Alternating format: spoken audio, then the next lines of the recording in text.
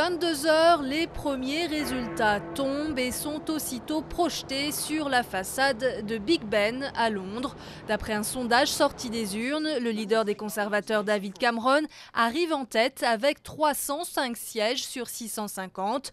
Face à lui, le parti travailliste du Premier ministre sortant, Gordon Brown, obtient 255 sièges et le parti libéral-démocrate de Nick Clegg 61.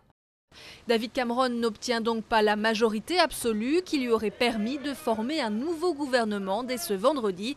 Une situation dite de parlement suspendu que la Grande-Bretagne n'a pas connue depuis 35 ans et qui devrait, si ces chiffres se confirment, donner lieu à des négociations entre partis pour créer des coalitions.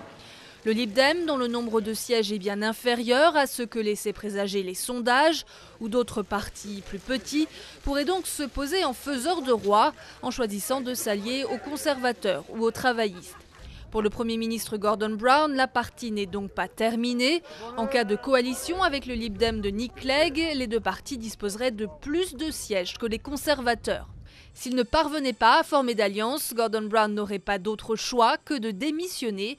David Cameron serait alors en position d'accéder à Downing Street, soit en passant un accord avec les Lib Dem, une hypothèse jusqu'ici jugée peu probable, soit en s'alliant avec des petits partis, soit en formant un gouvernement minoritaire.